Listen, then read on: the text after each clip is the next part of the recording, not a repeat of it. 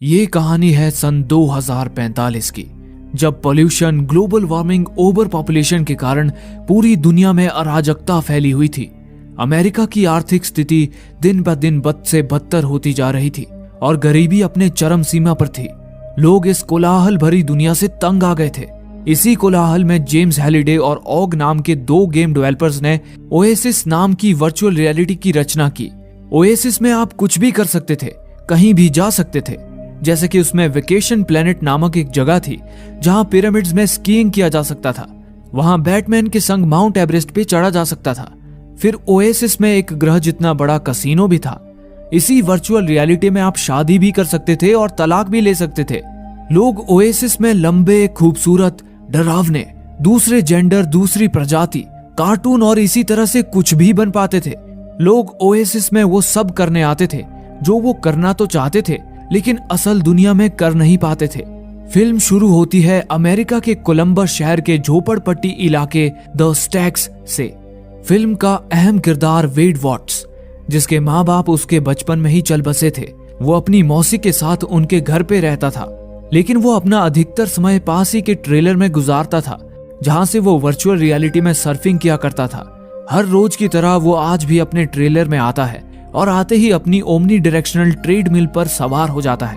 इस ट्रेडमिल पर आप एक ही जगह पर रहकर चारों दिशाओं में चल सकते हैं, दौड़ सकते हैं। फिर वो अपना वीआर हेडसेट पहनकर ओएसिस की सपनों की दुनिया में प्रवेश करता है। यहाँ पे सारे लोग अपने अपने विभिन्न अवतार में मौजूद रहते थे। वेड वॉट्स भी इसमें पार्जिवल नामक अवतार के रूप में मौजूद था। यहाँ पे ही लोग मित्र बनाते थे।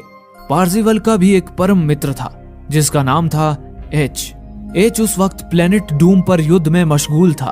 प्लेनेट डूम ओएसिस की सबसे खतरनाक जगह थी। यहाँ पर लोग आकर एक दूसरे से युद्ध करते थे और एक दूसरे के अवतार नष्ट करने की कोशिश करते थे। अवतार के नष्ट होते ही उस प्लेयर के सारे कॉइन्स और हथियार बाकी प्लेयर्स लूट सकते थे। अवतार मारा जाता है तो वो दोबारा जीवित हो सकता है, लेकिन वो प्लेयर अपने सारे कॉइन्स, हथियार, कपड़े सब कुछ खो देगा और उसे फिर से जीरो से स्टार्ट करना पड़ेगा। क्योंकि प्लेयर्स अपना बहुत सारा समय और पैसे ओएसिस में हथियार, कपड़े इत्यादि पर खर्च करते थे। कई बार वे इस सदमे को बर्दाश्त नहीं कर पाते थे और आत्महत्या करने की भी कोशिश करते थे। एच युद्ध के मैदान में दूसरे अवतार को नष्ट करके उनके कॉइन्स अपने अकाउंट में लपेटते जा रहा था। युद्ध में जीतने वाले को इनाम के तौर पर ग्रिगोरियस 120 नाम का आर्टिफैक्ट भी मिलने वाला था।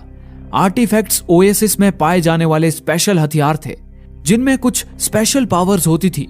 जैसे कि ग्रिगोरियस 120 की विशेषता ये थी कि इसको इस्तेमाल करके प्लेयर अगले 2 मिनट के लिए किसी भी विशाल रोबोट में तब्दील हो सकता था। एच युद्ध में मशगूल था, तभी उसे पार्जिवल का कॉल आता है।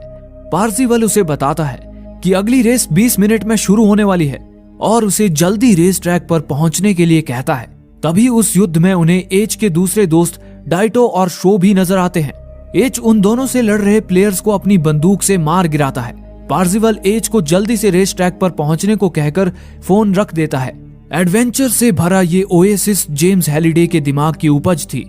हैलिडे और उसके बेस्ट फ्रेंड ऑग ने ओएसिस का पहला वर्जन सन 2025 में रिलीज किया था।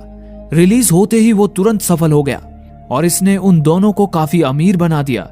लेकिन कुछ वर्षों बाद किसी कारणों से ऑग ने कंपनी छोड़ दी।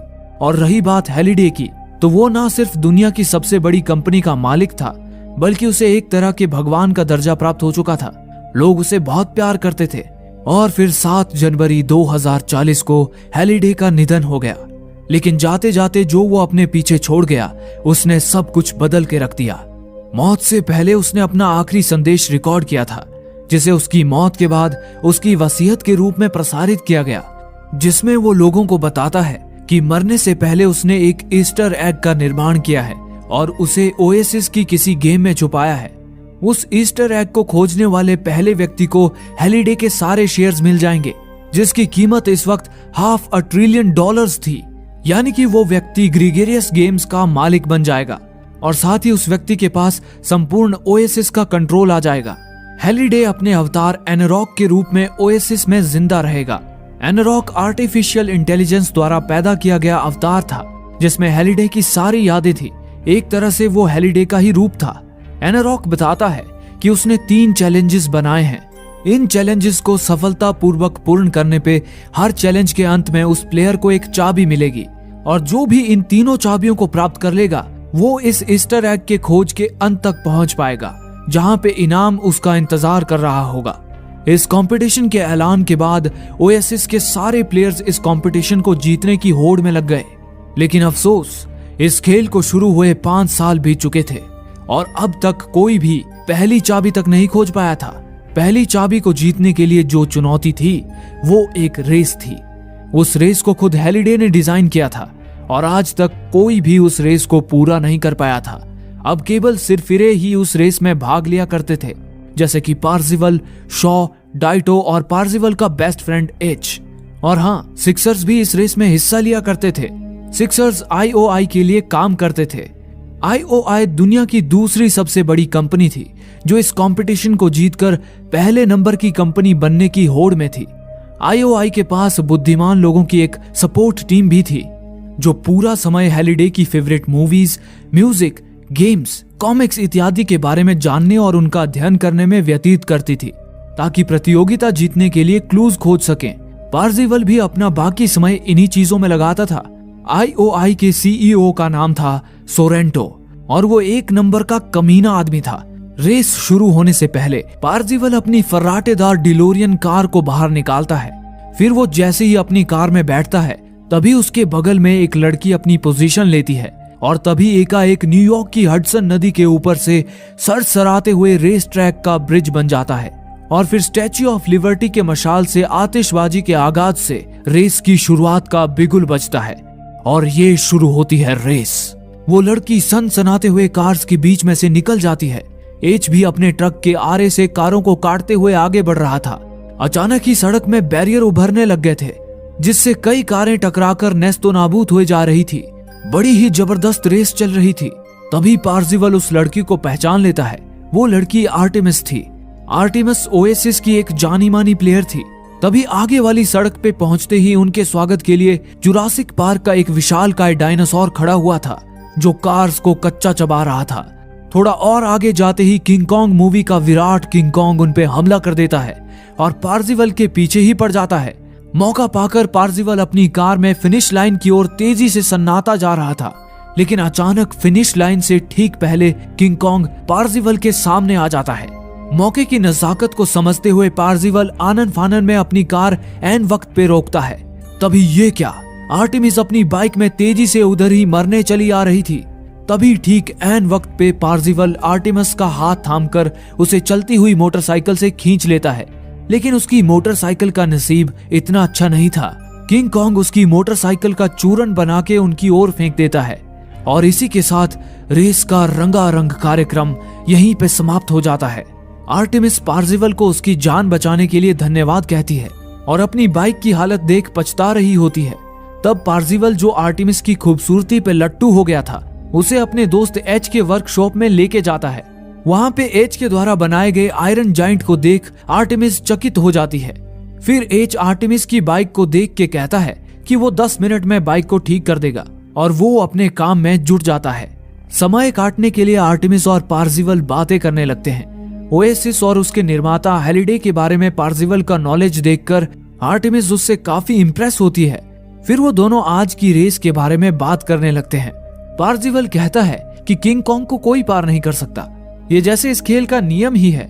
इस पर आर्टेमिस कहती है कि ऐसा नहीं हो सकता क्योंकि हैलिडे को नियम बनाने पसंद नहीं थे। तभी एच आर्टेमिस की बाइक ठीक करके उसे सौंप देता है। उन दोनों का धन्यवाद कर आर्टेमिस ओएसिस से लॉग आउट कर जाती है। वेड भी पार्सिवल के अवतार को छोड़ ओएसिस से लॉग आउट हो वास्तविकता की दुनिया में लौट आता है। घर पहुंचते ही उसका स्वागत उसकी मौसी का बॉयफ्रेंड करता है। मौसी का बॉयफ्रेंड एक नंबर का निकम्मा था और आए दिन वेड को परेशान करता रहता था। तभी मौसी आकर अपने बॉयफ्रेंड को रोकती है और उसे और वेड को अपने अपने कमरे में जाने के लिए कहती है। वेड उर्फ पार्सिवल उस रात सोते सोते पहली चाबी की चुनौती के बारे में सोच रहा था। उसके दिमाग में आर्टेमिस की कही एक ही लाइन बार बार आ रही थी कि हैलिडे को नियम बनाने पसंद नहीं थे। अगली सुबह वेड उर्फ पार्सिवल क्लू ढूंढने के लिए ओएसिस में प्रवेश करता है। वो वहां हैलिडे जर्नल्स नामक बिल्डिंग में जाता है। जिस दिन ईस्टर एग कंपटीशन का ऐलान हुआ था उसी दिन हेलिडे जर्नल्स नाम की ये बिल्डिंग भी ओएसिस में प्रकट हुई थी। हेलिडे के अवतार एनोराक ने प्रतियोगियों को सलाह दी थी कि वे उसके दिमाग में क्लूज को ढूंढे, और ये हेलिडे जर्नल्स लगभग उसका दिमाग ही था, जहां उसकी हर एक याद को बारीकी से सिलसिलेवार तरीके से संग्रह करके रखा था। हेलिडे की personal photographs, home video recordings, surveillance और नैनी कैम्स से ली गई वीडियोस, इन सभी को कंबाइन करके कुछ 3D रिकॉर्डिंग्स में तब्दील किया गया था। साथ ही हेलिडे ने उसकी देखी हुई हर फिल्म, गेम, किताब और टीवी प्रोग्राम को संजो के हेलिडे जर्नल्स में रखा था। शुरू में वहां प्लेयर्स की भीड़ उमड़ी रहती थी। हर प्लेयर क्लूज को क्रैक करना चाहता था, लेकिन अब वहां सिर्फ पार्जिबल जैसे ही गिने चुने लोग आते थे। हेलिडे जर्नल्स का एक क्यूरेटर था जो वहां प्लेयर्स को जानकारी ढूंढकर उपलब्ध कराता था। पार्जिबल क्यूरेटर को ग्रिगेरियस गेम्स, जो कि हेलिडे की कंपनी थी, उसकी 2029 की एक रिकॉर्डिंग दिखाने को कहता है, क्योंकि इसी रिकॉर्डिंग में हेलिडे ने कहा था कि उसे नियम बनाना पसंद नहीं है। पार्जिबल इन रिकॉर्डिंग्स को हजारों बार देख चुका था, लेकिन आज उसे लग रहा था कि वो कुछ मिस कर रहा है। क्यूरेटर उसे ले जाकर ऑफिस पार्टी के बाद का दृश्य दिखाता है, जिसमें हेलिडे और उसका पार्टनर ऑग ओएसिस को लेकर बहस कर रहे थे। ऑग का कहना था कि ओएसिस अब सिर्फ एक गेम नहीं रहा, बल्कि लोग इसे अपनी जिंदगी बना रहे हैं और असली दुनिया से मुंह मोड़ रहे हैं, जो बिल्कुल भी ठीक नहीं है। उन्हें ओएसिस के इस्तेमाल को लेकर कुछ नियम बनाने होंगे, लेकिन हेलिडे इसके लिए राजी नहीं था। वो कहता है कि उसे नियम बनाना पसंद नहीं है, उसे चीजें वैसे ही पसंद है जैसे वो पहले थी, जिससे ऑग नाराज होकर अपना इस्तीफा देने की बात करता है और कहता है कि समय के साथ चीजें बदलती रहती हैं और हम समय में पीछे नहीं जा सकते। इतना कहकर ऑग वहां से चला जाता है।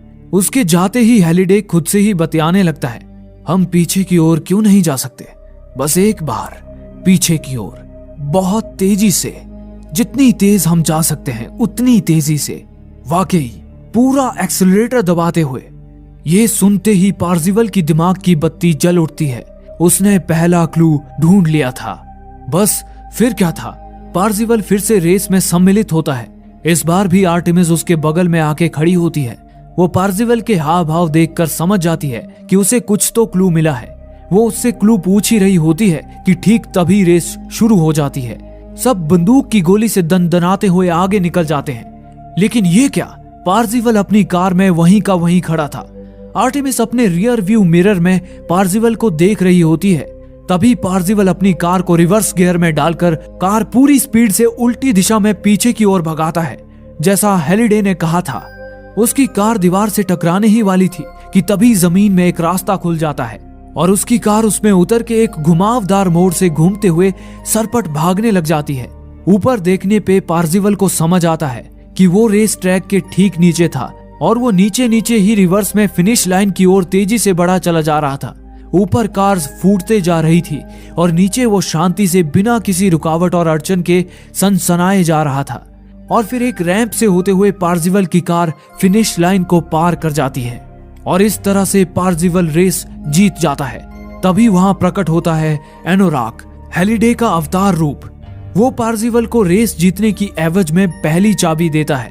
उसी के साथ उसे दूसरी चाबी का क्लू भी पुरस्कार के रूप में मिलता है।